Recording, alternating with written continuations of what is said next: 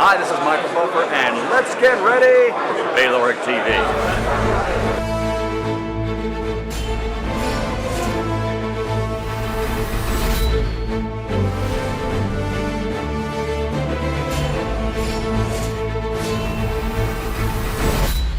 Good morning, good afternoon, good evening, wherever you are in the world. My name is Ingram Jones, and I have with me a world-class fighter, Darnell Boone. Darnell, how are you? Oh, I'm doing great, man. How you doing today? I'm doing fantastic, champ. Yesterday we tried to interview you, and the time before we tried to interview you, and we've had all sorts of technical difficulties, but finally, we've got Darnell Boone. No doubt. So, Darnell, for those people who don't know who you are, please give us your record first and foremost. I'm Darnell Boone. I'm record 23 wins, 23 losses, 12 KOs. Very deceiving record. So don't go by my record thinking I'm just some chump walking in there, because I'm not. Okay, for those people who would look to go to BoxRec and go, oh, he's got 23 losses. I mean, in this society we're in boxing today, if you lose one fight, you're a chump. Talk to us about that. Well, it's kind of hard because the true boxing fans, they know about what happens with my record and what happened in my career. It's the casual fans that really don't know too much about boxing, but they just watch it. Well, they'll go to BoxRec, like you said, and be like, oh, well, this guy's a bum because he has not knowing what happened in the 23 losses. So, with it happening like that, they won't put me on TV as much. They'll put me on like the little sideshow Bob channels, like, Go Fight Live and stuff like that. But, to actually hit like the premium HBO and Showtime, it's like kind of a hassle. Okay, for those people who don't know who you fought, give us an idea of the sort of people you fought. It was Landy Lara. Only one ever dropped Andre Ward. I'm the only one to ever knock out Adonis Stevenson. I got a close controversial to Sergey Kovalev. I fought him twice. Actually, I fought Adonis Stevenson twice. I fought Jean Pascal. Bunch of guys, man, that everybody really know of. The last time I did the interview, somebody came back and asked a question. Next time you do an interview with Darnell, ask him about the fight with Alessandro Lara. Talk to me about that fight. My fight with Landy? Yes. It was a right fight, man. But that was a fight that I actually trained for, and I was ready. And they got me with the keep warm down in the back. So once I came out and it was time for the fight to happen, okay. When it was time for me to warm up, it took me too long to have to back up because I warmed up and cooled down so many times in the back before we got out for the fight to actually really start. Okay. So I never really got a chance to actually just be when I got in there. Okay, fair enough. The fights that we do know you definitely fought, and particularly for this big preview for the preview fight between Andre Ward and Sergey Kovalev, you do hold. You were the first man to knock down Andre Ward. I believe you are the only man to have knocked down Andre Ward. Is that correct? Right. And then you've knocked down Sergey Kovalev as well. Yes. And you've knocked out Adonis Stevenson. Right. Okay, let's talk about Andre Ward, because we're doing this preview show. Let's talk about Andre Ward first, the things he does well. He do everything well. He moves good. He a good thinker in there. He never put himself really in harm's way to be hit with something solid. He never just get out of range for being able to punch. And that's just some of the good things he does. But he haven't been doing really all those things. He's been sitting in the pocket too long and actually getting hit by guys he shouldn't hit I mean, it's boxing if you get hit, but the way he getting hit, that's not Andre Ward. That's not what made him great. And it's like he's in the pocket too long. So you're saying he more flat-footed. He's more flat-footed now. He just not moving like he used to, which made him great. And that's the thing that scares me with him and Kovalev, is that he's sitting in the pocket too long. You can't sit in the pocket like that with Kovalev. You got to be in it, you know, and you got to change the levels on him. You know, Kovalev is not none of the guys that Ward just fought. You know, kind of gauge and see where his level of skill, where his skill level is, where he can do whatever he want to do. You know, you 172, moving up, and the only natural light heavyweight you fight is Sullivan, which the fight showed Sullivan Barrera's actual inexperience in there with that type of level of guy. You know, you fight a Paul Smith, Sullivan Barrera, and Alexander Brand, and then and fight the monster of a weight class that you ain't fought in since you was amateur. So do you think that not saying that. Do you think Andre Ward? Yeah, not saying that. Not saying that he can't pull it off, because it's boxing. Anything can happen. But that's just some of the things that I see that, you know, logical, and be like, well, okay, well, I know this guy gonna give him problems.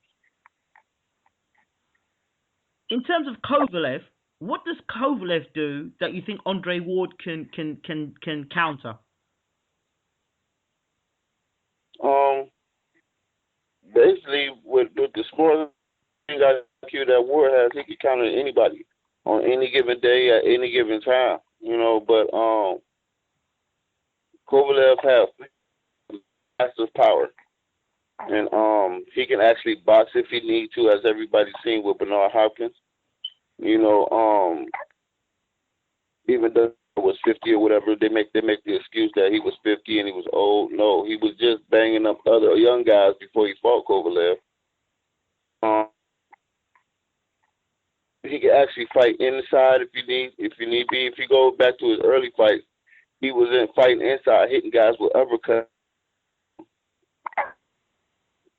He can actually box a little bit, you know, if he need to. So, you know, both of them got strengths that work, but both of them got, you know, they got weaknesses that the other one could exploit, or, you know, and win rounds off of. Okay. Potentially win the fight. Where do you think Kovalev's weaknesses are for you in this fight? His weaknesses is letting Andre Ward get inside and working. Okay.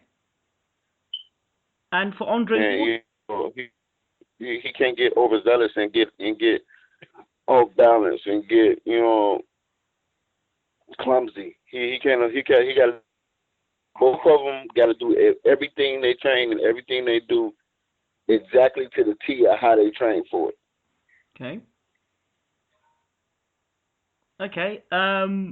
When you look at this fight, how's Andre Ward, do you think, improved since you fought him? And talk to me about the fight when you fought him. Well, he basically fight the same. He just got better at what he does. Okay. Fought me back then, you know, it was a totally different fight because I didn't sit in front of him. I was moving all over the place. I was green, so I didn't, you know, stuff. You know, my corner wasn't really telling me too much, so I was just in there fighting.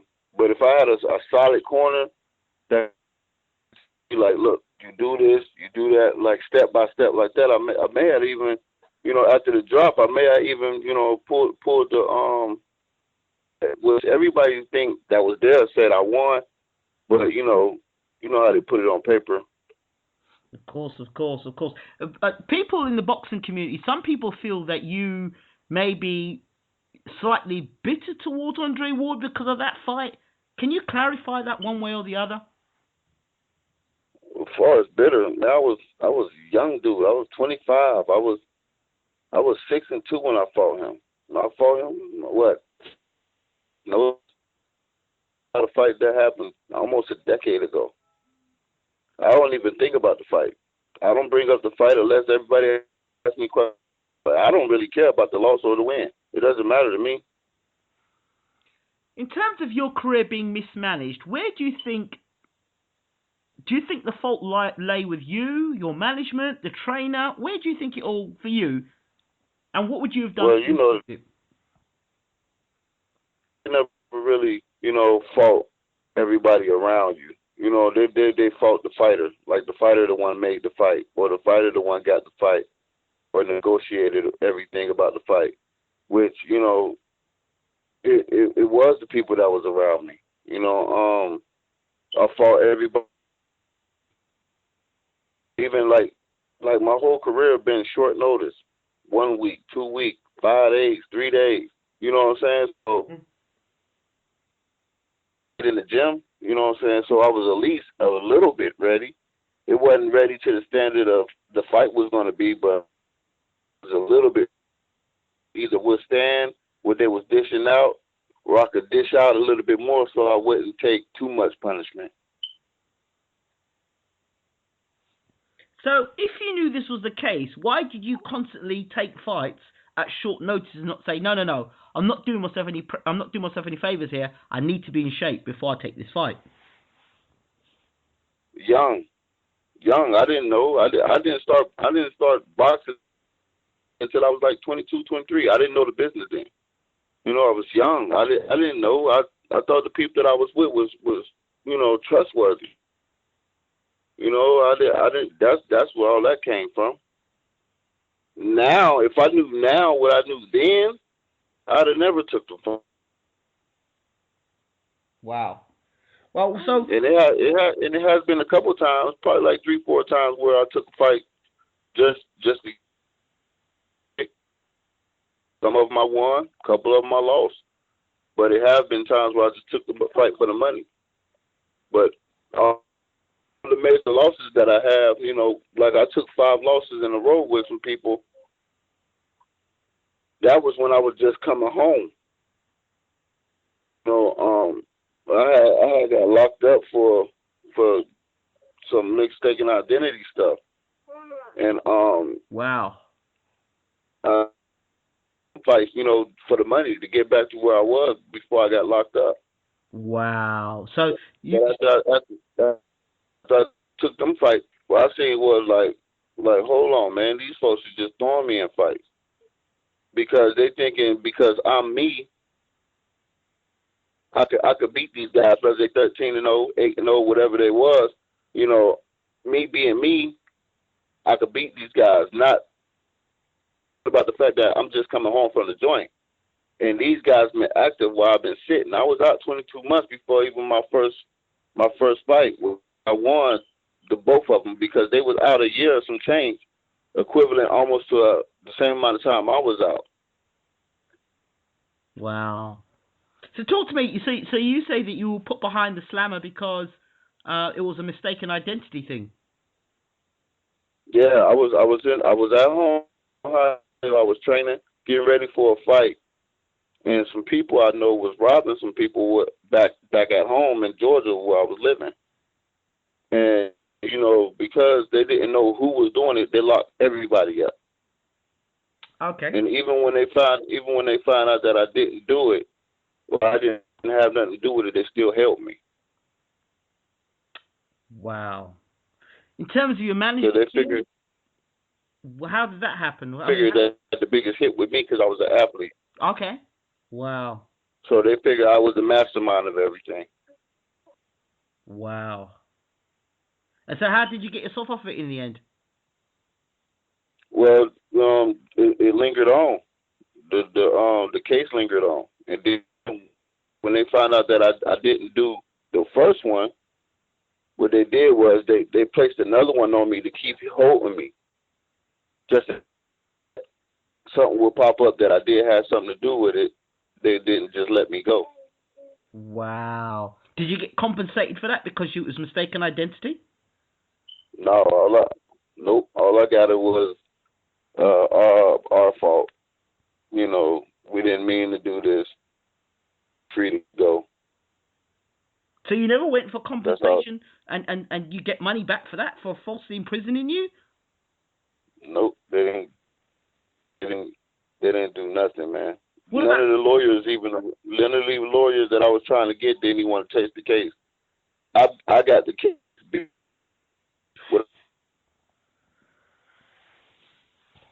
so what about loss of earnings? Could you not have claimed on loss of earnings? They didn't give nothing back, man. Nobody wanted to touch the case because they thought I was lying.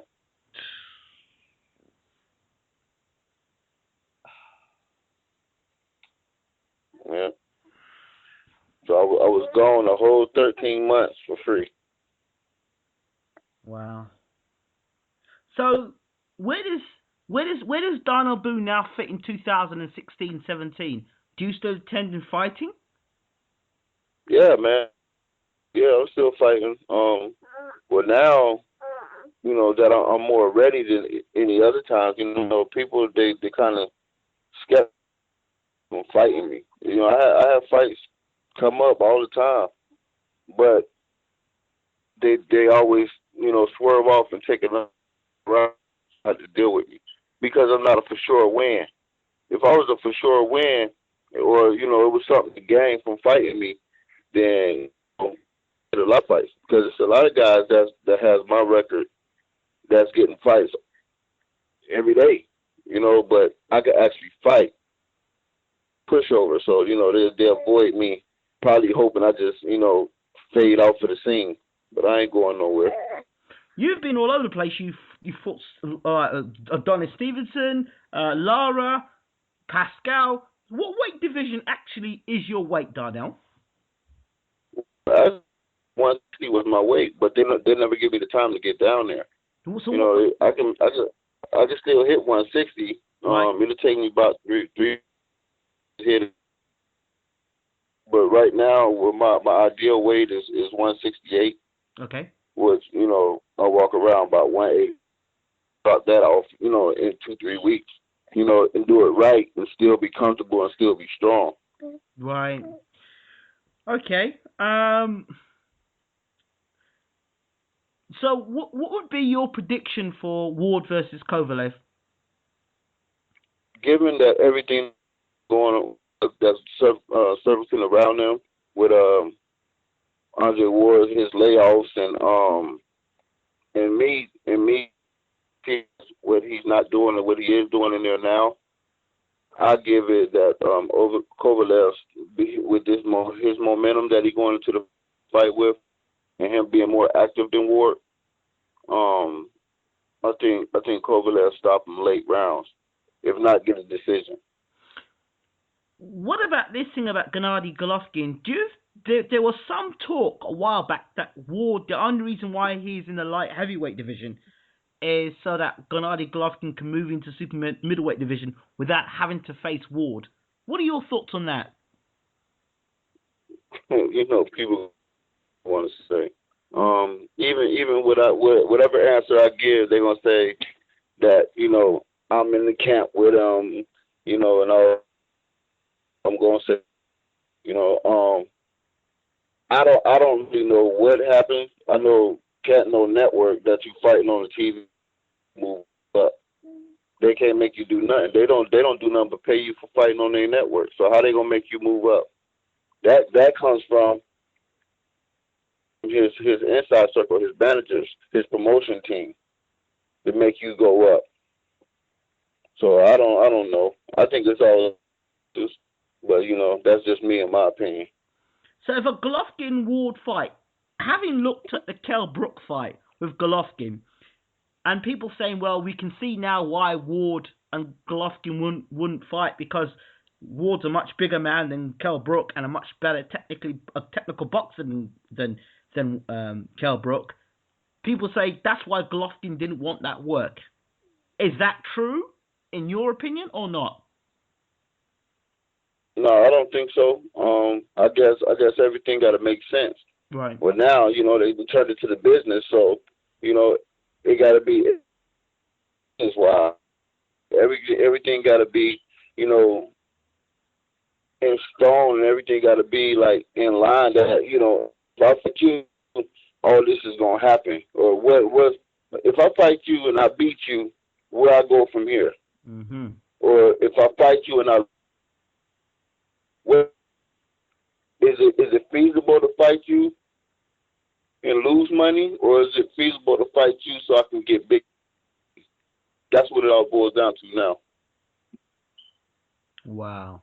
If Ward were to be successful and beat Kovalev, would a Golovkin fight move any closer? I don't think that fight would ever happen. They're two classes, and But hold on. even with Golovkin moving up to 75, he'll be too small for a second. Okay, hold on. He'll be a semi-small super middleweight. But hold on. And I didn't realize, because I thought he was huge when I first met him, because he's so tall. He's 5'10", 5'10" and a half. Yep. You know, but the last camp I went to with him, yeah, that's how small he was. Right. Even as a middleweight, he's a nice size middleweight, but 168, 175 pounds, he's gonna. But hold on. It's acceptable for Golovkin's name to be put against Kell Brook and even now Manny Pacquiao, which is absolutely stupid, or Floyd Mayweather, but it's not acceptable for Golovkin to move up 2 weight divisions and fight Andre Ward. That sounds sort of double standardish, if you ask me. Yeah, I mean, yeah, it does. You know what I mean, but like I say, with the Brook fight, you know, that was his team that wanted to go forward with that. They could have said no. And even no. But you know, he called Golovkin out and said, "I will come to 160 and beat you." So since the was kept back, you know, they didn't want to lose that. They didn't want to lose that date or that TV date or whatever. You know, they put Brook in there and he paid for it. I mean, that's not G's fault. But what about talk of a Pacquiao fight or a Mayweather fight? Fighting guys at those weight, it's disgusting. His name shouldn't even be put with those guys. What are your thoughts? Yeah, you're right. I wouldn't fight a Manny Pacquiao or nothing like that, because they're not calling him out. But I guess, like I said again, it's the big. I guess it's them the big. So I don't know. I can't really say. That's messed up. But I want to bring you to your attention to a fighter. I'm sure you know his name, Shannon Briggs. I like Shannon Briggs. Right. Shannon Briggs I remember talking to him saying he had no promoter, people left him for dust, and he just went around going, "Let's go champ." And his "Let's go champ" has now got him a world title shot in 2017, guaranteed. Does Darnell Boone... Is Darnell Boone inspired in any way, and are you prepared to go and knock on super middleweight's doors to get the big fights necessary? Yeah, I mean, with me, I'm not a trash talker, and I'm not a bad guy. You know, you get recognition when you become the bad guy. That's not my character. I can't even come out of my character to be the bad guy, because that's not me. I'm so humble, and I'm so grateful what I do have. You know, I go along the lines of what I got going on, man. If the fights come, they come. If they don't, they eventually got to come back around to me. So they can run all they want for, you know what I mean? Because they still gonna have to see me. But the whole Let's Go Champ thing that Shannon Briggs started, man, that's amazing. But you see, he hasn't come out of nowhere. I know he's come out of nowhere, got that world title shot. Let's go, champ. He's done some very funny things. Could Darnell Boone do something himself? He don't have to be nasty. You can call people out and be polite about it. No, I'm going all the way there, because it ain't, because I feel they disrespecting me. Right. You know what I mean? You'll fight the but you won't fight me. But you'll fight a guy. Yeah, he got a 20-0 record, but he hasn't fought nobody. And then the first round, you crack him pop, he might go down, or he may go 5-6 rounds with you. No, don't fight them dudes. Fight somebody that's gonna give you a run for your money. And see, I'm not a for sure win. They can't just say, well, let's get Darnell Boone. We'll put his name on our. Let me throw something in there now. Let me throw something. Darnell Boone versus Gennady Golovkin. It'll never happen. It'll never happen. That fight, that fight will never happen. Because you're in the same camp, right?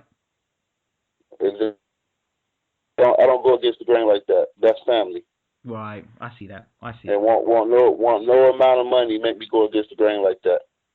Wow, that's saying something. But I've now, got to ask. If they do, now they do something foul with somebody else. I call them on. And at the end of the day, I hold people accountable for what they're doing. Just like this Pacquiao stuff. If he fight Pacquiao, what for? The Brook fight, I see why that went down, and even I questioned Abel about that then, but we left it alone. But you know what I'm saying? But that's family. You know what I'm saying? I rock with family, no matter the cost. But you call them on BS. Yeah, you've got to be honest like that. What are the things in boxing that I remember you mentioned to me last time? The first fight you fought Kovalev. He's punching one way, and the second fight you fought Kovalev, his power seemed incredible, 10 times more. People ask me questions about that. I'm going to come back and ask you about it. Yeah, it was a total different power from the first time I fought. I mean, he was strong the first time. I was pushing him around. He was getting off. I was getting off. I dropped him 3 times. Could have been 4, but they 3 flips. They counted 1. But the second time, even the first round, you see the first round I was getting off. But see, like the second round, it seemed like as soon as I got in any type of trouble, then they want to call a halt to the fight. So I don't know.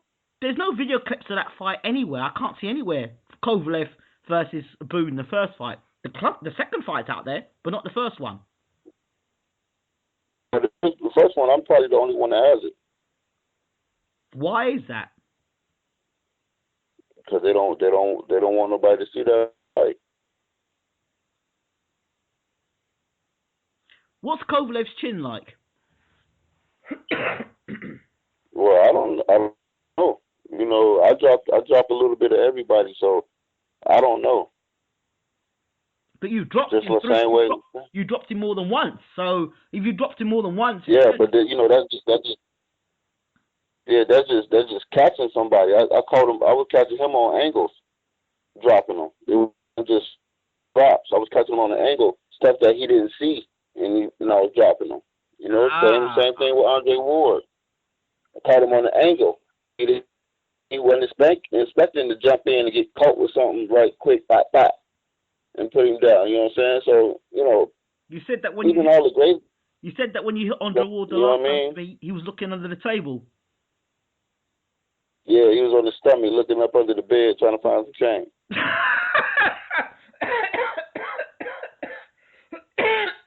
You're a funny man. You're a funny man, Darnell. Have you ever seen Andre since that fight? No.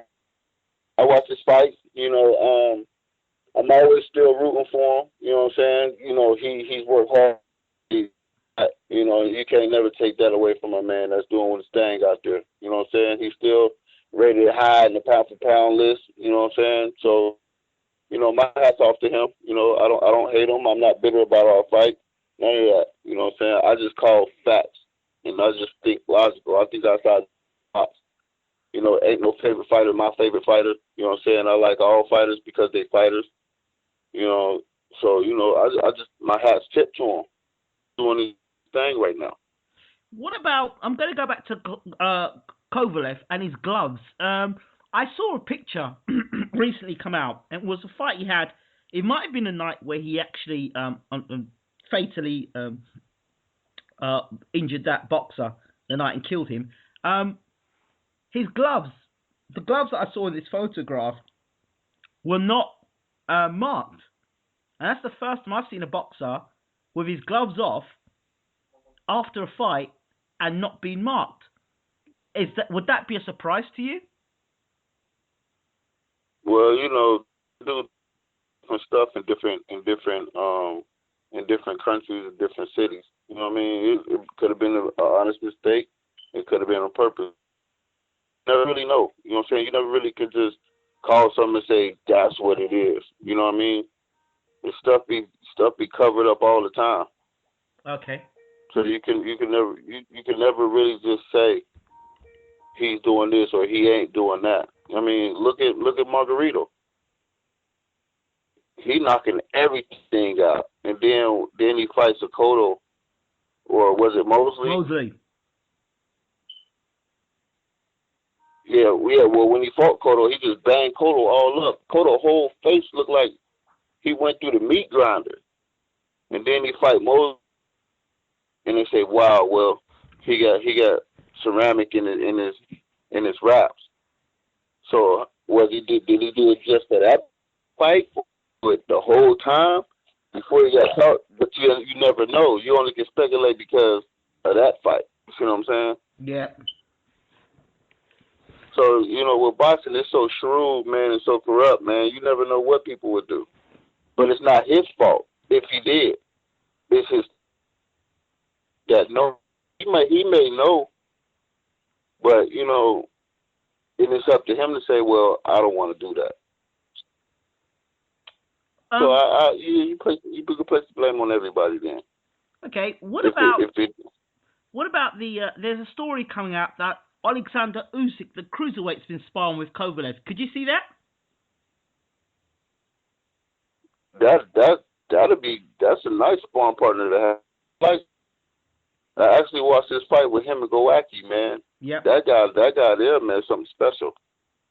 Yeah. He moving like a go at cruiserweight. Man, that's gonna be problems. So now, do he have some power or whatever? I don't know. Right. But that movement right there at that big weight like that, sheesh. That's gonna be a problem. If he's sparring with Kovalev, do you think that's good preparation for Andre Ward? Yeah, it's good. It's good preparation for a mover, just in case. Ward find his legs and get the movement like that, so he can adapt. You know what I'm saying, to what Ward's gonna do, or he can kind of gauge. Okay, Usyk and Ward, like, okay, how is he gonna move like? Or even between Usyk and Chilemba. Okay. Ward's footwork is somewhere in there between them two.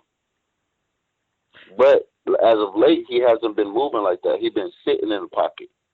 Do you think that's deliberate though? He hasn't been moving like that, but I don't know. He did it the last 3 fights. Okay. As for Andre Ward, have you heard who he could have been sparring with? Because I've heard nothing about his sparring. No, I don't know. Who would you have brought in to spar with if you were Andre Ward, preparing Andre Ward for the fight against Kovalev?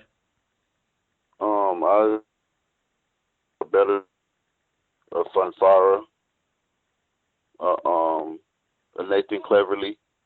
Okay. I mean, them styles are Kovalev style, but it's something that you can gauge from. In between them, you got a puncher, you got a boxer, and you got a guy that probably, do a little bit of everything. It's interesting. Very, very interesting. Let's close on this point. The super middleweight championship of the world, the division that you're in, is going to be unified between DeGale and Badou Jack. Who do you think is the best super middleweight in the world? Yeah. Best super middleweight in the world? Me. Well, then, how do you get yourself amongst those two guys? I just got to fight the right guys, man, to get up there. You know what I'm saying? And everybody that just in position where I could do that. You know, they'll call, yeah, I want to fight, but then when they start, then everybody team want to say, nah, we don't need that type of fight right now. So it's just look, now just getting wins up, man, and making them have to fight me. So who's your promoting manager now then? Team management. Okay. Team management. Yeah, Split T. Split T. Okay. Yeah, Split T management. So, you know, it's hard. It's hard getting me fights, man. I mean, it's extra hard getting me fights. You know, because don't nobody really want to fight me. Now, like I said before, like the only way they fight me is if they know they got me. If I'm just getting off the couch or just waking up, and they be like, well, let's go fight. I'll fight you in 2 weeks. Why do you fight for these intercontinental belts or these minor titles and then get yourself in a position that way? They don't put them up. They don't put them up. They don't even want to fight for them if they vacant. Like I don't get no fair shake at all to come to this stuff. Wow. It's like they're trying to blackball me and keep me out of there. You know what I mean? Well, we're not blackballing. And I don't know why. We're not blackballing you. We want people to know just who you are, Darnell. And for people, if people want to contact you, Darnell, that's the reason why. Go ahead, Darnell. Go ahead. I said that, and that's the reason why the casual fans feel about me, because they don't know. Well, it's you know what I mean? Like I see it always on, even like on social media. You know, they just start bashing me. They go straight to my record. Well, he's 23-23. Who has he beat? You see what I'm saying? Yeah. Yeah. Because they don't know. They don't know my struggle. They don't know how hard I work to get where I'm at. They don't know, because, like I said, premium TV, they won't put me on. Even like the PBC, they won't put me on. You know what I'm saying? Any exposure, they won't put me on them. I gotta make noise from the back scene, and everybody talk about it in order for somebody to see me. Wow. So Al Heyman, he wouldn't sign you up then? Well, I beat one of his guys, Philip Benson. Sure. Okay. Where they thought it was an easy win, and I ended up knocking him out. Uh-oh. You see what I'm saying? It's been shaky ever since then. Right. Top Rank? They don't bother me at all. Golden Boy? The only reason why I was fighting Top Rank guys is because I was with Jack Lowe, and he had Kelly. Okay. And that was way back when. You know what I'm saying? And yeah. Even like after I fought Andre Ward, and they seen I could actually, somebody would at least call him like, man, let me get that guy. But nothing. What about maybe you know someone like Richard Schaefer? I don't know him. I have to have my team call him somebody. You know what I mean? But with my record 23-23, you know, a lot of guys. Lou DiBella? No, I beat a couple of his guys.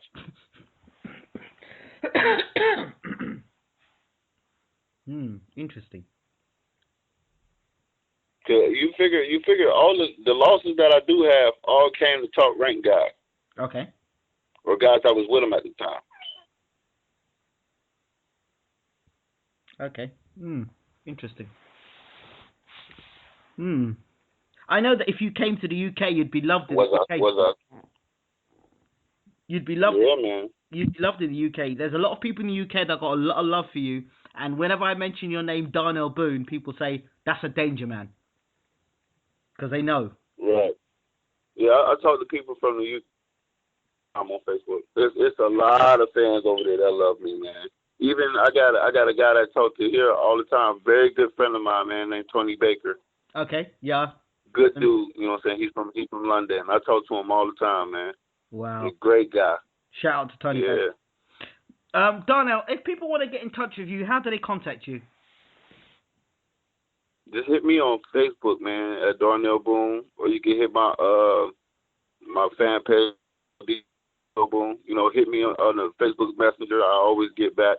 You know what I'm saying? I love talking to the fans. You know, answering questions, call me or whatever. You know what I mean? He called my phone. You know what I mean? It don't matter. You know what I mean? I love talking to the fans, man. It's something that I gotta talk to the fans. You know what I mean? Because if it wasn't for the fans, we wouldn't be where we are. You know what I'm saying? If they didn't watch and they didn't pay to come watch, you know, so fans.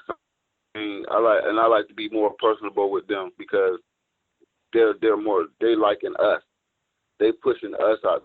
They watching us do our thing. They paying their hard-earned money that they go to work every day for to see us fight. And then, you know, but you ahead to the fans, or you don't want to take a picture with the fans. You don't want to sign an autograph. You want to ignore the fans. You know, I don't feel like that's right. And that's just as a person.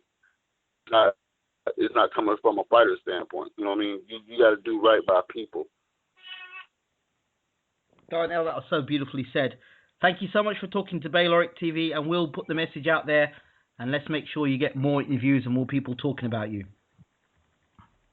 Oh, no doubt, bro. Thanks, man. All the best, champ. Speak to you soon.